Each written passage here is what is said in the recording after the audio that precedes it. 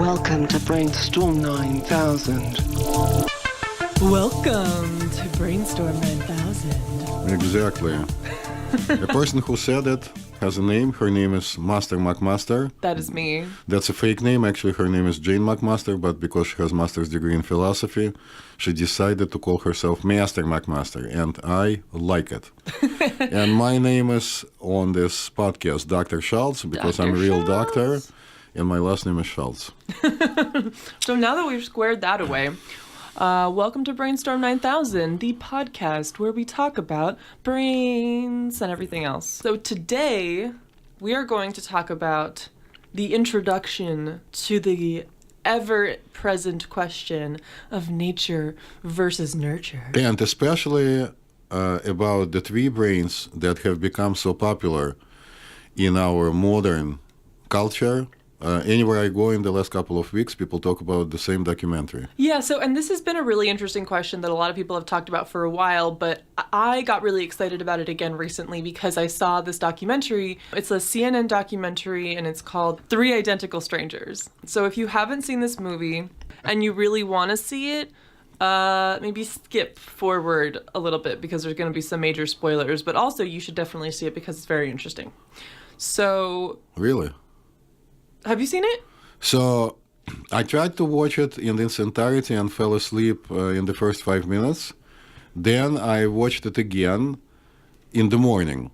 So, of course, it's a very well-filmed movie. But if you are a millennial and cannot sustain more than 5 minutes of a YouTube video, it's going to be difficult for you because it goes rather slowly. It's more than 1.5 hours long. I resent that generalization as a millennial. No, yeah, I mean, so it is kind of slow moving, but it really like builds and it goes somewhere that you would not expect it to. So that's why I'm saying that there's some spoilers here. So basically the movie starts out with there's this guy, he goes to college and everyone keeps calling him like, hey, like this other guy, like calling him by the wrong name, and like everyone seems to know him, and it's so bizarre. And finally someone comes up to him and is like, okay, you're not this guy, but you look exactly like him. Like, this is crazy. Like, you have to come meet him. And he meets the other guy. Turns out they are identical twins. They were separated at birth. Yes, and they look exactly alike. So there's like, this was all over the news, right? These two guys that look exactly alike, and they found each other after all this time, and turns out that they were, just like they were all adopted. Right. We are talking about many years ago when people still smoked on TV. I mean, it's years and years ago. It's not. Yeah, it was the 1980s. Right. Then when this stuff is all over the news, someone else sees these guys and was like, oh my God, that looks exactly like my son, right, who was also adopted. So then this third guy comes along, and it's like, as if it couldn't get any crazier, another total stranger living in the same like general kind of vicinity though. So they find out that they're identical triplets. They were all adopted. So they were all, separated at birth and adopted to these different families. So it's just crazy. Yes. So they kind of look into, the adoption agency and everything like that. But things get really interesting when they start talking to each other and remembering that when they were growing up, they all had doctors kind of come to their houses and do like little tests on them. And, they said from the adoption agency that it was just like, oh, we're doing, just a checkup to see how they're doing. That's what they said to their parents. Children initially didn't remember, and actually tests were quite intense because they named them, and that included even videotaping them. Yeah, lots of tests. So then it's like, okay, what were these people up to? And then essentially they find out that the adoption agency was working with a team of doctors who wanted to do an experiment about identical twins and to see the effect of nature versus nurture, to see if they grew up in these different environments, what would they turn out like? So they placed them, one in a blue-collar family with a very caring father, apparently. another one in a more affluent family, and the third one in between. Yeah, and like a middle-class family. Right. And they did this intentionally, which is really fucked up. So they found out that they were a part of this study, which is weird.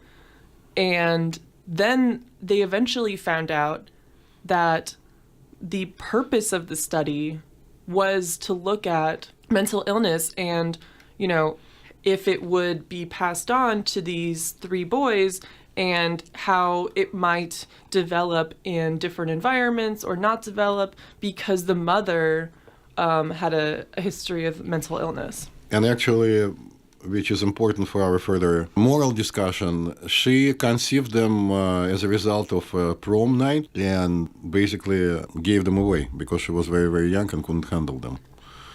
Right? Yeah. Right. So it's an important topic for us to discuss when we start talking about consent and other issues. Oh, yeah. There's Yeah. a lot of issues there. Right. But so, again, major spoiler, what's so interesting about these stories is it's not just that they were part of this experiment, but that, like, what actually happened. And what happened is they were all kind of predisposed to depressive episodes. Right.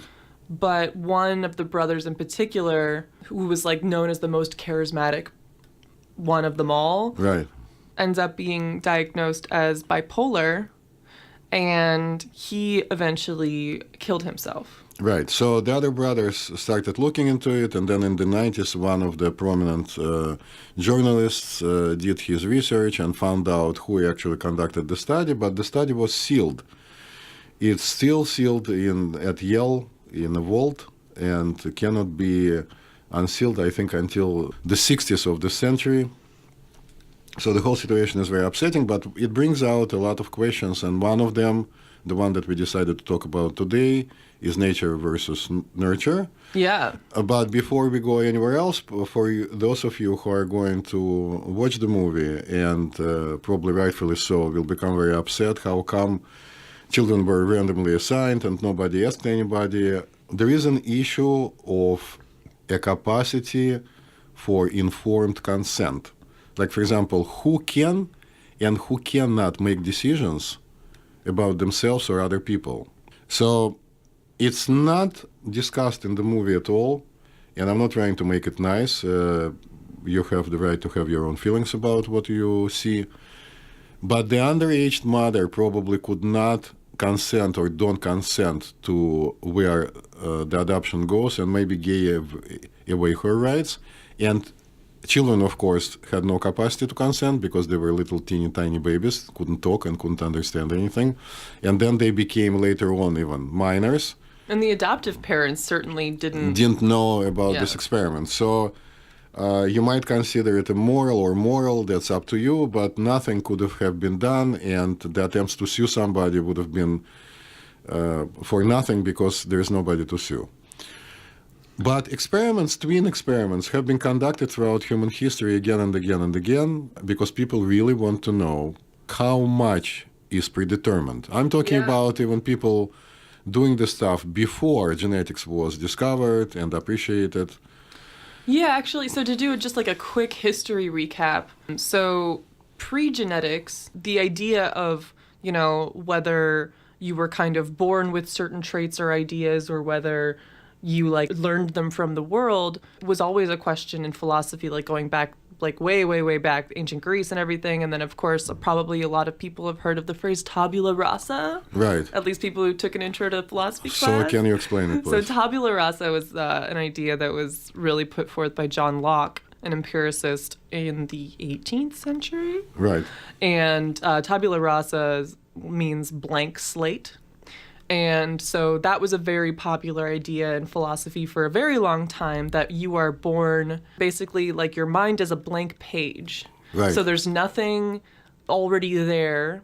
And it's just that your experiences and then the environment imprints things on you. And that's what determines how you become, who you become, and, you know, how your life goes. Yeah. So, of course, I would like to remember our listeners that what we call a modern and postmodern Western civilization had no access to any of the knowledge of the ancients until they started looking for it. So a lot of stuff was forgotten. And when we discussed this episode with Master McMaster before, I suggested I don't talk, although I know a lot about it, about what the ancient Indians and Chinese knew and Egypt, because it's kind of useless. And even ancient Greece, where philosophy, the way we perceive it in Greece and Rome, has begun, right?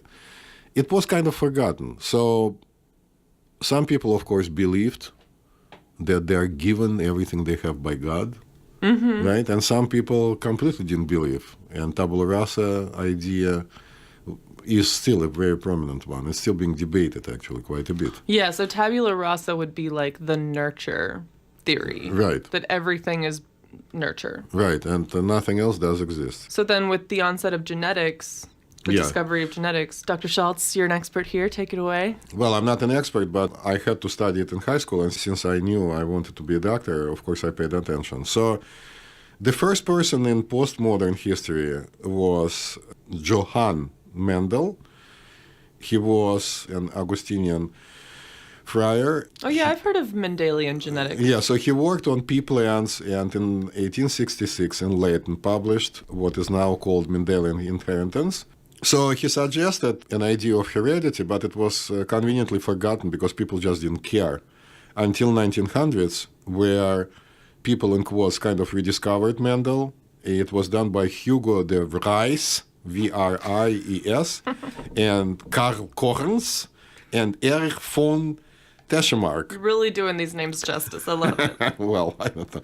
So by 1915, the basic principles of Mendelian genetics were applied in a wide variety of organisms. And of course, people probably heard about the fruit fly, Drosophila. So that was led by Thomas Hunt Morgan. And Drosophila is a unique object. They have large eyes of different colors. It's very easy to follow how they inherit different things. Very sophisticated work. And finally, it was widely accepted by 1925. And then it went on and on and on. Since I'm an immigrant from the Soviet Union, I can tell you in the Soviet Union it became very big. And then Stalin decided to incarcerate everybody who practiced genetics because it was a Western bad thing. But it kept developing and became especially prominent after, in 1953, in November, Doctors Watson and Crick announced about their discovery of DNA structure. The Nobel Prize was received by actually three people. So Dr. Watson, who is still alive, Dr. Crick, who died in 2004, one of my favorite people. We'll talk about him definitely when we talk about artificial intelligence and stuff like that. And Dr. Wilkins. Dr. Wilkins also passed away, was exactly the same age as Crick when he was born and died. He was a physicist, originally from Australia, but was a part of the Manhattan Project in the States and actually was instrumental in developing a method of determining the structure of the DNA. It was a very interesting process. One might want to pick up a book which is called a Double Helix, but today we are talking about a Triple Helix. Yes. Which is also a book that both Master McMaster and I love. It's so great. Yeah. Please read it. It's very, very small. Yeah, it's very easily digestible, written by genius evolutionary biologist Richard Lewontin. Right, but it's written in a very small print, so put on your glasses. Yeah, and the whole idea of the triple helix is more the idea that the first two helixes are the double helix. Or helixi. Should we call them helixi? Sure, let's call them helixi. So the first two helixi, no idea if that's correct, yes, are it's DNA. Right. So your genetics, right, things that you are, quote, born with. Yes. But the third helix is the environment. Yes. So now we talk about the epigenetics, which is a result, and I remember they taught me in high school this idea that the way we come out, right, as an adult is a result of the interaction of our genetic material and the outside world.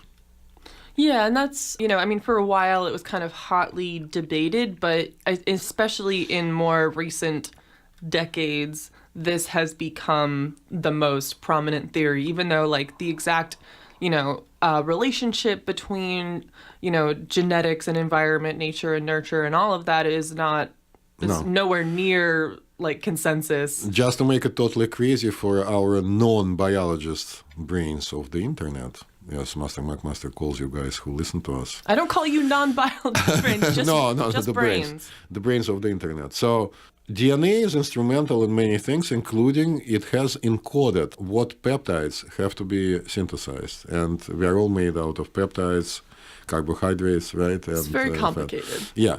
But what's interesting that the peptides regulate the gene expression, meaning they can block and unblock how a particular gene or a bunch of genes are expressed. And they're expressed usually in a very complex way, not only one at a time. Mm-hmm. So it becomes extremely, extremely complicated. It's basically now a question of what came first, the egg or the chicken, or an egg and a chicken. I don't know what is the right way to say it. The chicken or the egg?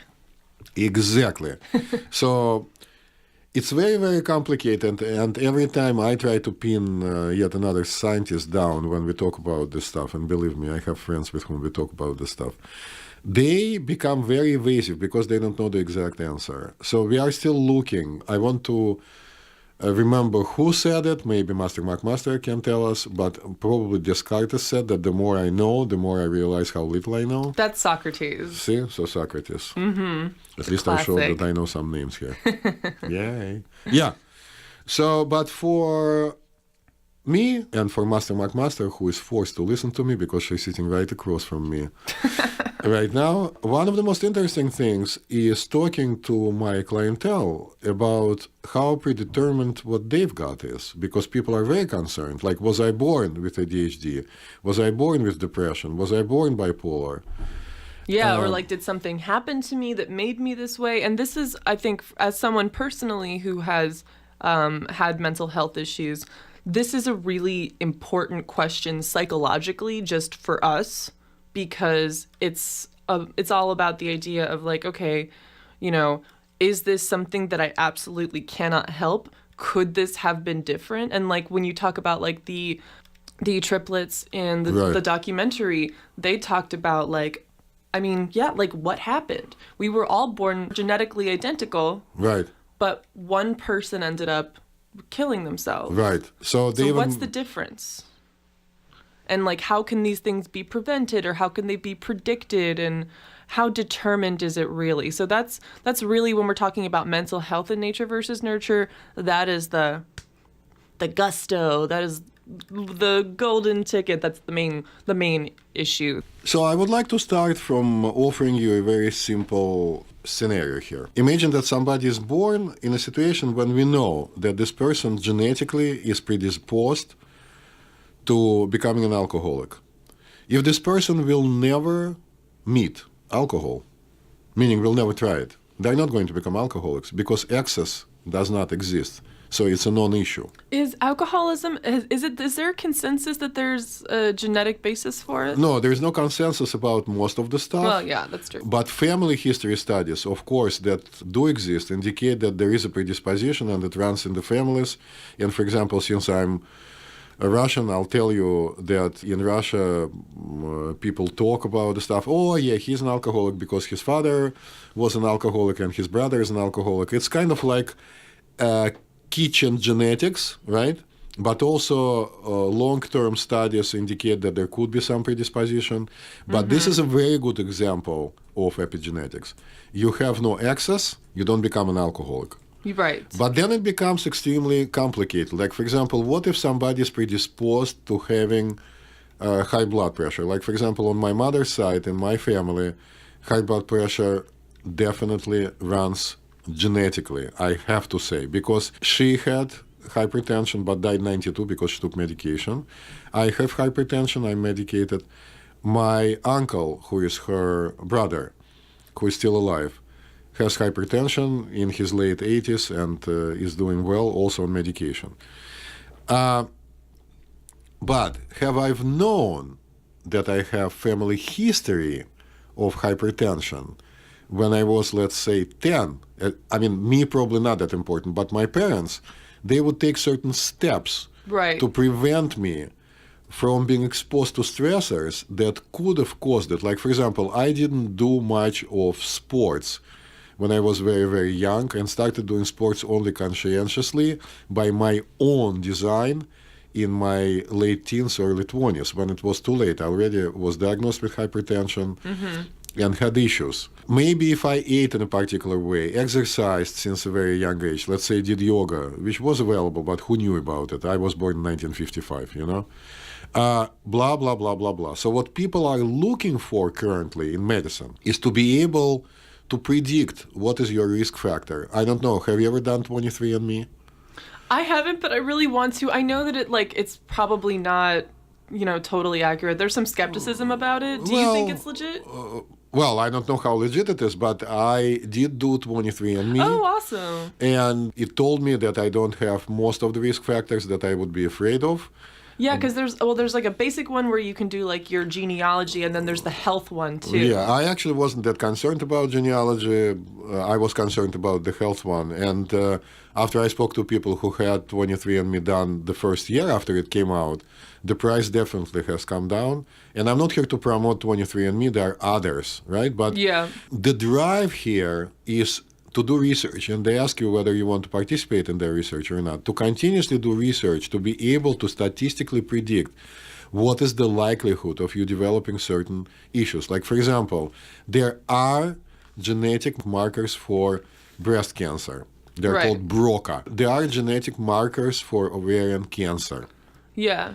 I can continue on and on and on. And there are things like, for things like this, they can tell you like you have like a high probability probably of developing breast cancer or something if you have this gene, but it doesn't necessarily mean that you will. Well, I know at least one case of a pretty well-known homeopath in our community whose entire female part of the family either had breast cancer or died from it, and the person is a naturopathic physician, is vegetarian, taking very good care of herself, but because she was monitoring it all the time, at the first sign of stage 1, had treatment, and basically is going to live on. And most of the females in her family died. Yeah, well, and Angelina Jolie is, she... Angelina Jolie basically had removed everything she possibly could. Yeah, and to then, reduce her, yeah. Right, so good for her if it makes her happy, and certainly since she has no breasts anymore of her own, she's not going to develop breast cancer, and I guess she removed some other stuff. But what we don't know is how specific the marker is, and pardon me for saying it in such a naive way, whether markers talk to each other. And if you remove something in one spot, isn't it going to come out in another spot? And of course, I wish Angelina Jolie and everybody in the world to never have any issues. So, but at least it's a step in the right direction, the way we see it right now. But what about mental illness? Is mental illness predetermined? What we know today indicates to us that most likely schizophrenia is genetically coded in a pretty hard way. 1% of the population in every country has schizophrenia, no matter how big or small it is. Prodromal phase of schizophrenia, meaning when you can tell that something is wrong, begins usually in the late teens. A typical case scenario is usually Jack, a very popular, not always, but a very popular, good-looking, doing sports kind of a guy with a lot of friends, A+ student, all of a sudden starts removing himself from talking to other people, starts skipping classes, the grades go down, closes in. They used to call schizophrenia paralysis of the soul. Oh, no. Removes himself. It's very dramatic. So they do genetic tests, and I went to at least one presentation by a pretty prominent neuropsychiatrist who actually already presented the data when pre-treatment of a person who is genetically predisposed yields significantly better outcomes. So to say it in normal human language, if you can genetically determine that there is a high likelihood of somebody becoming a schizophrenic, not that it's 100%, but let's say it's highly likely, and you start treating them with small, much smaller than we usually use, doses of neuroleptics, medications for schizophrenia, then they either develop it in a very mild form, which is easily treatable, or sometimes just take medication and nothing remarkable happens for the duration of the follow-up. We need to remember, Right. all research, including research that people refer to in the movie that we spoke about, needs funding. And once funding becomes unavailable, research stops. Yeah, and so I mean, we're gonna talk about some other kinds of mental illnesses as well, and how Right. that factors into all of this. But something like schizophrenia, that's like, you can't just develop it just from your experience, right? If you have no genetic predisposition. Right. If you have no genetic predisposition, the way we see it right now, no. So the model of stressor affecting everybody the same. Some people, serious people, even dare to say that almost everybody is exposed to the same level and intensity of stress. Somebody goes to pre-K and she came in a beautiful dress, and then she comes and sees another girl is in the same dress. Stress. Or a boy brings to high school a brand new football that he's going to play with this game, and somebody says, oh, this is garbage, we are not going to use it. Stress. I mean, I can come up with 1,000 different examples when Right. at any age life becomes very stressful. So, but the way you reacted is kind of predetermined by a combination of what you were born with genetically and the way you were brought up. Yeah. Even if you are a Shaolin monk and you are predetermined to have schizophrenia, it'll come out. Yeah. Right. So, yeah, and that's why a lot of people now, like nowadays, are doing more and more genetic testing before they have their child to make sure that there's nothing like totally wrong, or, you know, even to get an idea of like what the likelihood of that kind of thing Some is. people do, but I can tell you it's very common for schizophrenics to marry each other.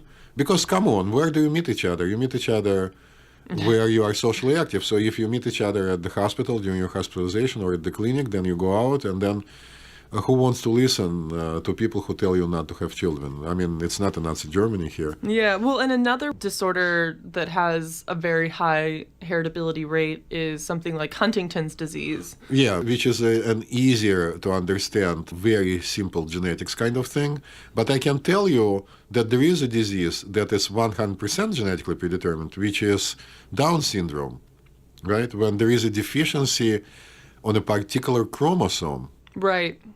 And people come with certain features that you can see. So it goes all the way from, let's say, Down syndrome, since we are talking about mental functioning, they usually are low functioning, low to moderate functioning, and all the way to mood disorders and anxiety disorders. So for bipolar disorder, it looks like there is definitely some genetic predetermination.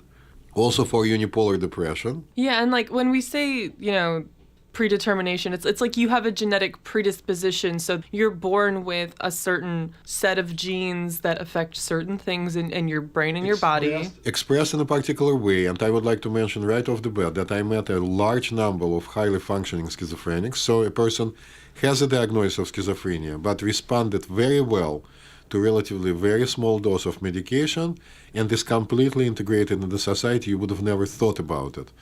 And sometimes I get to meet people with, let's say, simple phobia. Let's say somebody is afraid of flying on the airplane, and they are essentially disabled, because imagine somebody who has to fly all over the world or all over the country for work, and they absolutely cannot do it without heavy medication. Gene expression is another very important point. Like, yes, you have the gene, let's say, which is not that simple. You have a combination of genes. It's very complicated, and Right. peptides. But let's say you are predisposed to something. But are you predisposed to expressing it 100% and being disabled, or are you predisposed a little bit? So people are carefully looking at it right now. The human genome finally has been studied. And I'm very optimistic, and hopefully I sound optimistic, because we'll get there. Another thing that is becoming more popular is genetic saliva testing to see how medications affect you. So that I need to explain to people, because there is an enormous amount of misinterpretation, very frequently promoted by these multiple companies that sell their services to customers. So yes, you can give your saliva for 23andMe. I had to spit like crazy. I actually have a video. I'm planning to let people see how much you need to spit. It's kind of ridiculous. So, and then they can get your DNA from there. What's important to realize is that when it comes to drug testing, what they can see is how liver enzymes, which have been identified as processing certain group of chemicals, are going to react in your liver, in your body, if a particular group of medications is introduced. So then the result comes in green. The name of medication is in the green column, meaning you can tolerate it well. Mm-hmm. Let's say orange, the color code could be different, and yellow. So green is very good, orange, let's say, is kind of okay, and yellow or red, no. But I've had cases in my practice when I test somebody and the medication is in the green, let's pretend it's Prozac, it doesn't matter, and the patient starts taking it, and either it doesn't work, because we tested only how they can tolerate it with the liver, and or they still have nausea, because the medication was made generic medication in a particular company, they put some additives in there, and they just cannot stomach it. The same is true about brand medications, meaning brand new medications that are made very high quality. So it has a relative value. Research has been done, limited research, to show that it helps people to choose, let's say, what antidepressant to use. It's probably more important when it comes to antibiotics. Of course, it's important for mood stabilizers, medications that we use for bipolar disorder. Yeah, well, and like every time I've ever been to a psychiatrist or even, I've been to physicians to get like prescribed mild antidepressants and things like that before, the first thing that I'm always asked is any history of anything like this in your family, and if so, what did they take and did it work for them? And that's then the first thing that they'll try for me. Is that something that you do? Yes, that's something that I do. Family history is very important. I would like to tell you, and please people don't hate me for that, a very extensive history. While it's extremely important to be able to make a diagnosis, the entire conversation process with the person is very important, but it's important because, and don't hate me for that, we so far didn't come up with anything better that we can rely on. Like if we could collect database that we can see and appreciate quantitatively, not qualitatively, quantitatively, it would have been great. So, for example, one attempt towards this is neuropsychological testing. Another that we also do here for people who can afford it is quantitative EEG. Quantitative EEG is presented electric activity of the brain. It's processed and presented in color and with numbers, and you can see sometimes very characteristic patterns. Also, people know about SPECT. When they see blood supply to the brain, it's kind of like a torture-like study. And I don't know how reliable it is. But what I'm trying to say here is that we are moving pretty rapidly towards trying to quantitatively assess the likelihood of somebody having or not having a particular disease. Yeah, which is really cool. It comes easy if you see somebody on the street talking to himself and feeling extremely paranoid, you can kind of guess that they're psychotic. But very frequently it comes to trying to figure out whether this person has only unipolar depression or have a bipolar disorder, which bipolar, depressed, manic, depressed, hypomanic, or they have on top of that ADHD, because sometimes if a person has emotional issues, they cannot concentrate. Like imagine waiting to have your tooth pulled and somebody comes and says, "So, Master McMaster, let's talk about our plans for the next podcast." You probably will tell me, "Dr. Schultz, it's not the best time for me," right? So it's very, very important. And what's important is for us not to overvalue what we've got. Because what we have right now is a clear understanding that we live in a very complex universe with a very complex situation when it comes to what we inherit and how it gets expressed. Yeah, so some of the lower heritability mental illnesses would be things like anxiety. Yeah, simple phobias, anxiety. Depression. Depression, I'm not sure. You see, to the best of our knowledge, because... Lower is in not like a 90% chance. Well, but nothing is 90% chance except for probably schizophrenia, and I'm not sure how far along we are with this. So we need to understand a couple of things. Like, for example, this is going to become very nasty, but I have to tell you the way it is, at least the way I see it. There's 1% of schizophrenics in the world. Research is not flourishing as much on schizophrenia as on mood disorders because the audience, so to speak, is not that huge. It sucks, it's disgusting, and of course large pharmaceutical companies still, and I have to give all the kudos to them, no matter how much people hate the pharma, they do a lot of research. I heard that Pfizer alone spends billions of dollars every year on research. It's very important. So they do come up with new medications, but it's not like cancer. In cancer, research is extremely prominent. Tons of funds are dedicated. People donate money. So research there moves along very, very quickly. Research is funded and has to be funded. So another thing is that, boys, my fellow men, brace yourself. We don't go to doctors that much, myself included. So actually, the majority of people who do report emotional issues are still females. They come significantly more frequently for help. So we do know a lot about how it is in females. And for example, statistically, people say that over 60% of females had a depressive episode at least once in their lifetime, whatever that means and whatever it's worth. We don't know much about men. So research can be done only as a combination of funding, significant funding, recruitment that follows the funding, and who wants to participate, right? It's also a question. And participation. It's complicated. When it comes to emotional issues and mental illness, it's very, very difficult because the funding is not as spectacular. Although when I looked at the statistics, the government at least spends money there. The recruitment is very difficult. The follow-through is very difficult. It's all very difficult. Yeah. And our understanding of how the brain works, although it's better today than it was a year ago, is still very far from clearly understanding of how things work. Oh, yeah, for sure. So far, we covered some of the mental illnesses that have like a much higher heritability rate. Yes, to the best of our knowledge today. So we've been talking kind of, and obviously there's nature and nurture involved in Always. Like everything. That's the general consensus now. I mean, I think it's undeniable. Right.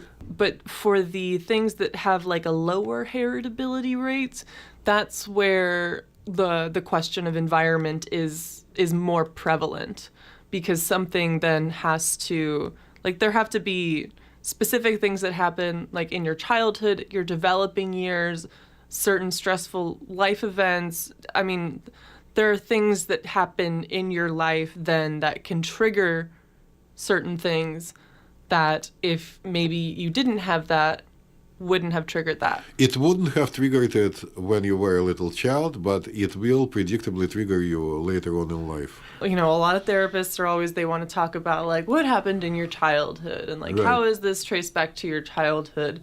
And for a while I thought that was really annoying, but I really get now why that's so important in a lot of psychotherapy, because when you're young, the way that you're raised and the way that you're treated and what becomes normalized for you really affects the way that your brain makes certain connections and, the way that your brain forms. And epigenetically, certain experiences that early on especially can definitely increase the chances that whatever genetic predisposition you had to something like anxiety would develop like full force. True. So then we have to go a full circle and admit that twin studies are extremely important. Of course, it would be better if it was with full consent, but the full consent can be given only by parental units because they are of a consensual age. And people might have different feelings about being watched all the time. It's a very complicated thing. I would like to mention one epigenetic factor that actually is very doable. Once you get diagnosed, you need to do something about it. Sitting there and doing absolutely nothing is not going to bring about anything. I, by certain circumstances of my life, was able to observe one schizophrenic who refused to be treated and could not be forced to be treated. And I saw in him, I observed him for over a year, that even in his particular case of a pretty severe mental illness, he had periods when it would take a backseat and he would come across as basically compensated. Like if people were giving him medications, they would have said that, look, medication is working. But then he would predictably become psychotic again. If he were to be medicated, the situation would have been much better. So I'm not particularly saying that you have to take medication. It's not about medication, but you need to do something, especially if the epigenetics is screaming at you. Like, for example, you used to be a totally happy-go-lucky person, and then you got this new job, and you have this terrible boss, and the boss is driving you crazy, and you hate your work, and you come anxious and depressed. Maybe you're not suffering from generalized anxiety disorder or major depressive disorder. It could be like situational. Situational. It's an adjustment disorder. You cannot adjust to the asshole. So leave your job. Yeah, that actually reminds me of, we have I made an Instagram post that I think is posting, by the time this episode comes out, it'll be on our Instagram. You should check it out. Brainstorm 9000. It says, before you self-diagnose yourself with depression or low self-esteem, first make sure you're not surrounded by assholes. Yes, totally. But I can tell you, and since I'm a man, I have no idea, but I met a large number of very beautiful people, men and women, who actually really honestly believed when they were younger that they were ugly just because of the environment. I mean, nobody praised them, nobody told them. Yeah. Maybe their girlfriends and boyfriends intentionally kept them down by saying that they're ugly. I mean, everybody knows about it. Yeah. Yeah, those experiences really can shape you. Yeah, so in year 2019, that's when we are recording this in case it doesn't come out in 2019. It's kind of silly not to see anybody if you have emotional issues. Of course, it's not shameful because all this stuff is inside of your brain, and whether, like me, you believe that there is software and you can call software whatever you want, or like Master McMaster, you don't, it makes no difference. It's still inside of the brain, right, Master McMaster? Yeah, absolutely. So deal with it. Yeah, and so I think, to start... Do something, be somebody. To start to wrap up this conversation, so I think, obviously we can't cover this whole topic and all the incredible, interesting studies that have been done about this, and we'll probably get to that in more detail in a later episode. But I think sort of the consensus for now is that, any kind of mental illness, mental health issue, whatever you want to call it, yes, is often a product of, it's a little bit of both. It's like sometimes you're born just to be like a little bit more predisposed to, something like depression than a friend that maybe. And then maybe depending on the events of your life, like if you have like a bad childhood or like a traumatizing event or something, that's more likely to develop. But at the same time, along the lines of what Dr. Schultz has just been saying, that doesn't mean that that's then like a life sentence, because there are always other environmental things that you can do to sort of try to dial the symptoms back and work on resolving mental health issues for yourself. Yes, and I want to praise people who don't give up and want to find out what do they have exactly, because sometimes what seems to be schizophrenia actually could be a codependency at its severe form, and the person needs to be treated in a different way, with psychology being extremely prevalent there. And sometimes what seems to be depression could be schizophrenia, and what seems to be ADHD could be severe anxiety. Yeah, and that's so important, too, to make sure you're finding the right kind of remedy to get you feeling better. Yeah, for that you need to see somebody who knows. Oh, yeah, absolutely. And I wanted to throw out one more thing before we wrap up, because Dr. Schultz, you mentioned that, getting help and seeking out the help of a professional to try to figure some of these things out. Just do it.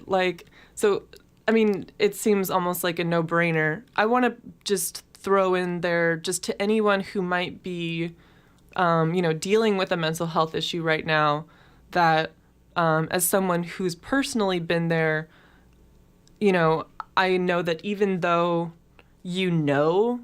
obviously, you should do something about it, it can be so tremendously difficult to find the mental and emotional energy and strength to try to pull your head above the water for just a few minutes, just to try to reach out to someone, to make that appointment with a therapist, to do anything.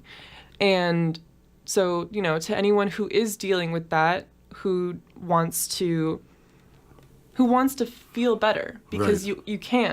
you really can. You're not determined by your genes, and you can feel empowered to take things into your own hands. And even if it's just, you just take that one little step of just like, go on the internet, find someone, just make an appointment, just for the 5 minutes that you feel like you can handle it. It can really make a huge difference. Yes, and also I would like to throw at you the following. You need to like and appreciate the person you see. So if you came and saw somebody and disliked them, I have people who hate me and actually openly write about it in their reviews. And I expect for that to happen because not everyone gets along. No, you have to fit with each other. We don't even know sometimes what it is. Find somebody you like before you say, "Oh, I saw a psychiatrist or I saw a psychologist." Yeah, you don't like write off the entire idea the entire specialty. because you didn't like one person. Of course. So also I would like to tell people that there are some epigenetic factors that would drive anybody, pardon me for saying it, crazy. Witnessing a horrific event mostly brings about post-traumatic stress disorder. And if a person is predisposed to something else, it will come out, including high blood pressure or psychosis or whatever that is.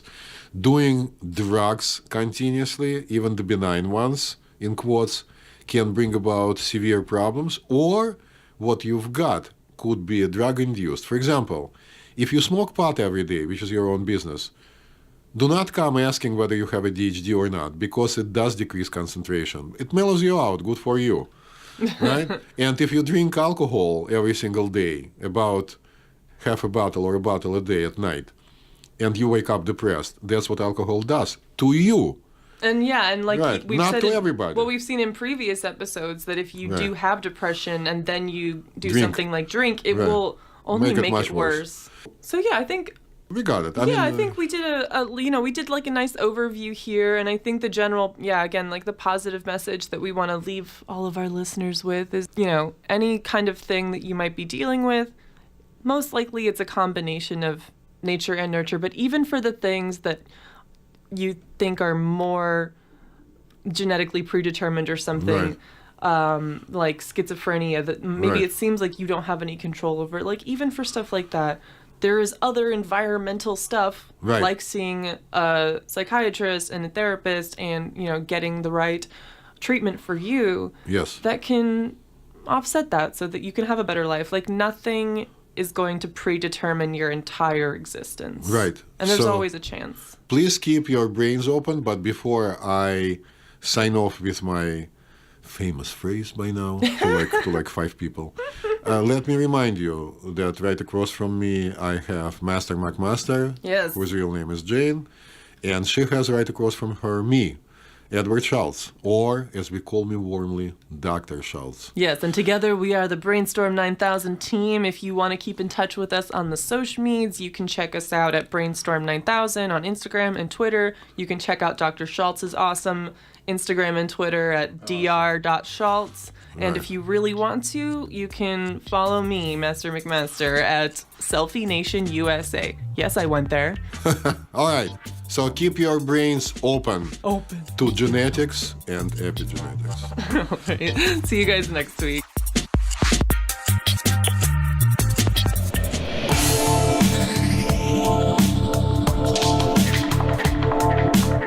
Hey everybody, thanks for tuning in to another episode of Brainstorm 9000. If you like us, love us, or marginally tolerate us, hey, go ahead and subscribe, rate, and give us a review on iTunes or Stitcher or wherever the hell you listen to your podcasts.